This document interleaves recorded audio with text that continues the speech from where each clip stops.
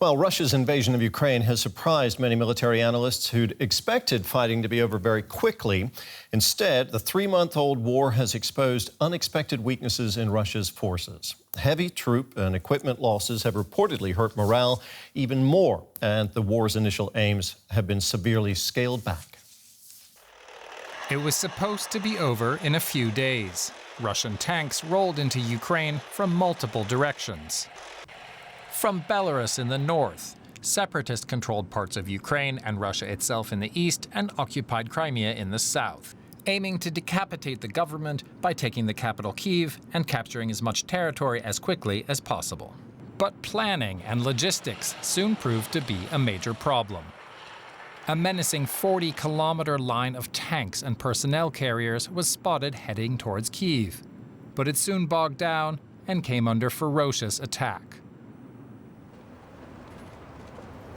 Russian tanks were cut off from fuel supplies and abandoned, and the army gave up on Kyiv.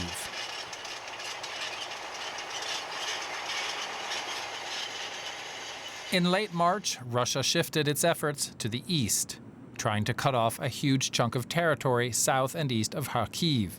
But it became clear that the invading army had another problem: command and control. Officers on the ground had to call senior officials in Moscow to make the smallest decisions. Meanwhile, dug-in Ukrainian forces inflicted heavy losses on the Russians, who made few gains. In fact, around Kharkiv, they lost significant territory. Generals were called to the front to solve problems, and several were killed in battle. Images of a botched river crossing were a major embarrassment.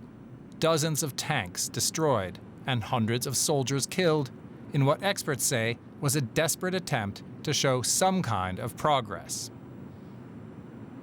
As Russia's attempts to take new territory were scaled back to a small slice of the original aim of taking the entire Donbas region, it became increasingly clear that there was a major problem with morale.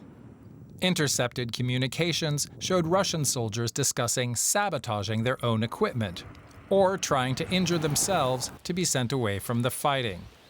That makes it harder and harder to make progress and even hold territory against super-motivated Ukrainian fighters.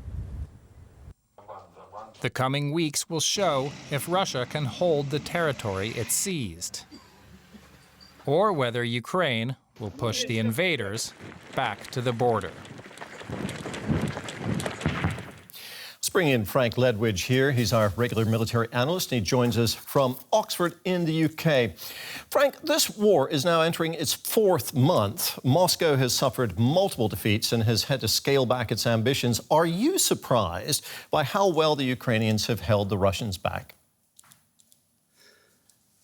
Terry, we were all surprised in the early days, in the first month or so, at the degree to which conventionally the Ukrainians worked their military magic, as it were.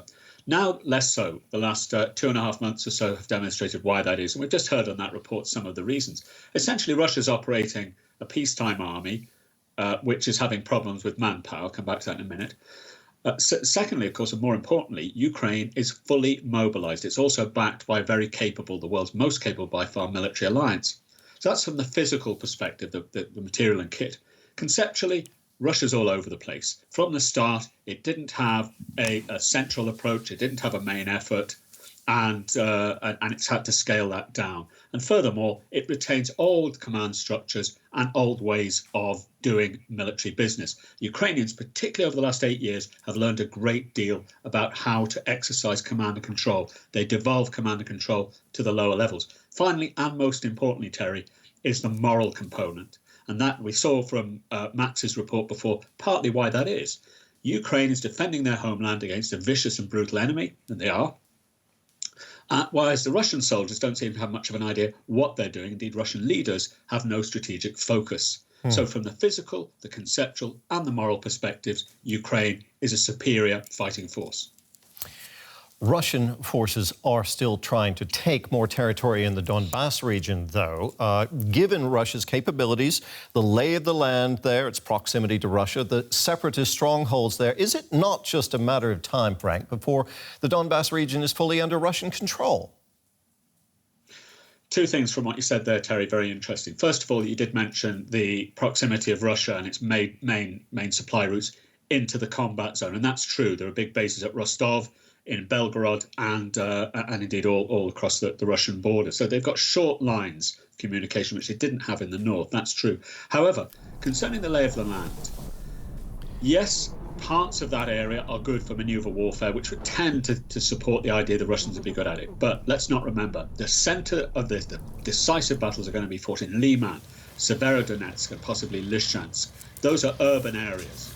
And even before we consider the deficiencies of Russia in the respects we mentioned before, you would expect an attacker against a city to have a 5-to-1 advantage. Russians can leverage some of that with artillery, but they won't have that advantage against prepared Ukrainian positions. And as long as the West keep up their supplies and reinforcements of artillery and excellent kit, Ukrainians should be able to hold it. That said, President Zelensky said yesterday this is going to be a hard summer, and it certainly is.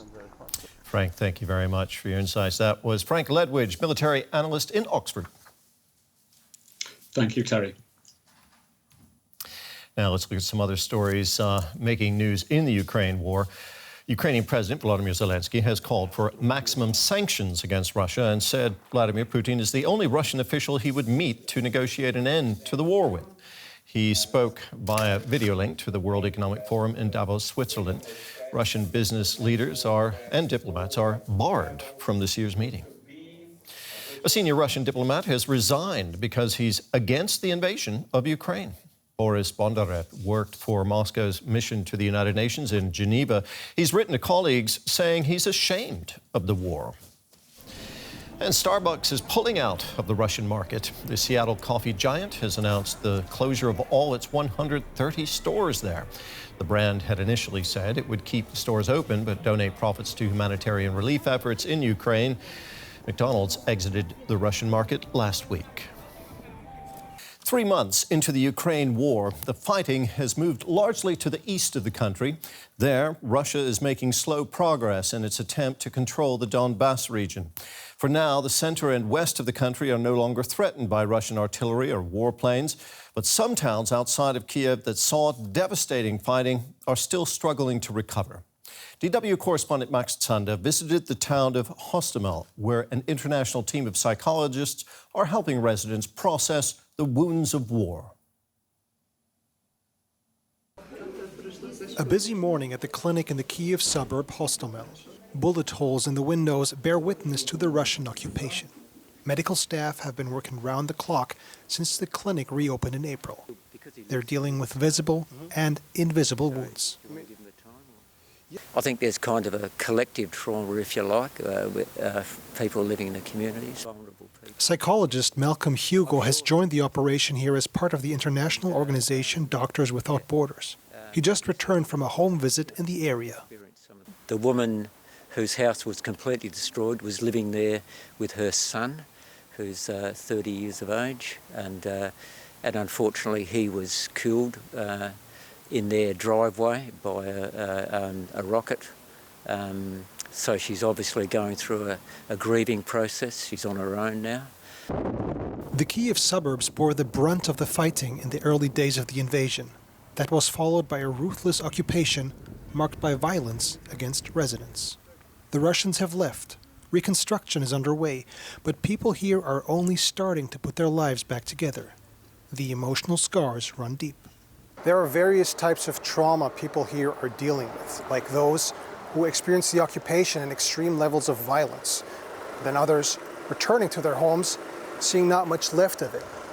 And then there are those who are taken prisoner by the enemy, kidnapped, and even taken across the border.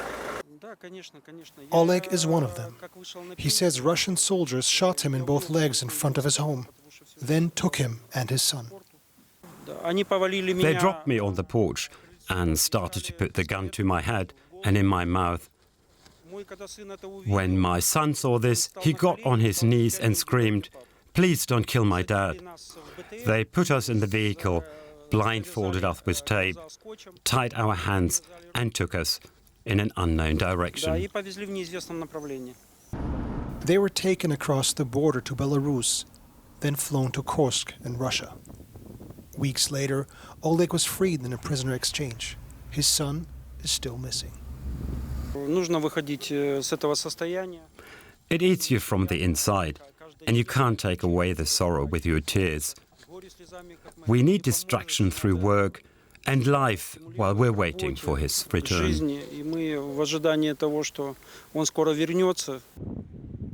There are believed to be hundreds of similar cases in this town alone. Oleg has joined the team of Doctors Without Borders, seeking to assist the psychologists by sharing his experiences, doing his bit to help others heal. And our correspondent Max Tsanda, who filed that report, joins me now from Ukraine's capital, Kiev. Max, we saw an extreme example of psychological trauma in that report, but countless Ukrainians are dealing with their own personal trauma in this war. How are people coping there generally? Well, that's right, Terry. So the people living in that area in the suburbs of Kiev, a lot of them have really experienced extreme cases of trauma. Some of them were witnessed or experienced pillaging, violence, murder, rape, torture. So people there are going through a lot collectively.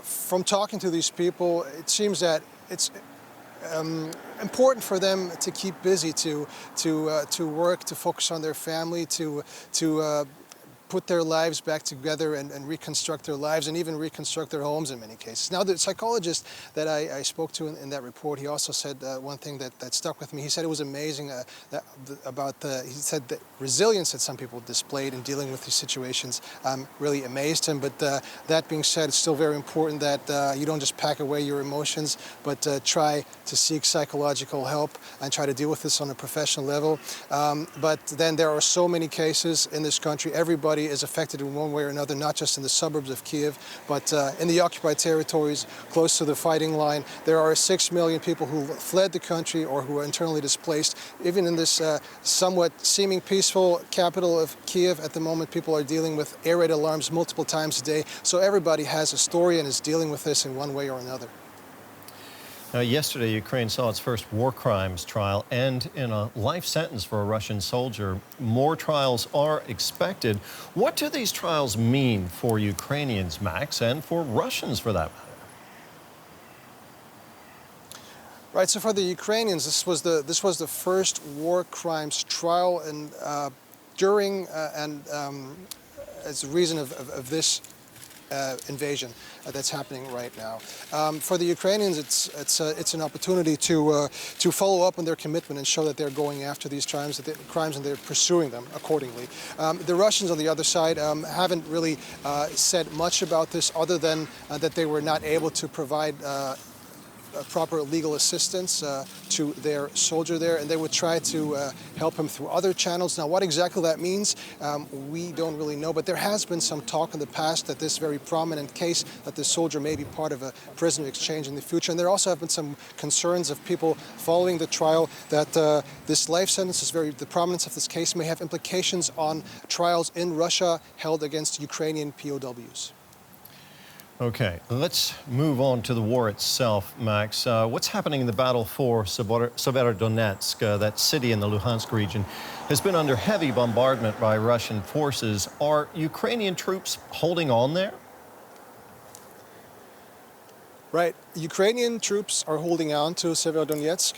That is the case, but the Russians are trying to get it, to encircle the town. They've been trying to take neighboring villages, from there continue on to the city itself. There's been heavy bombardment of residential areas, places in the outskirts of the town. We're hearing from the military administration that roughly 90% of the infrastructure is destroyed. There's only one street going in and out, and people are not being able to evacuate at the moment due to the shelling. Max, thank you very much. DW's Max Tsanda there in Kiev.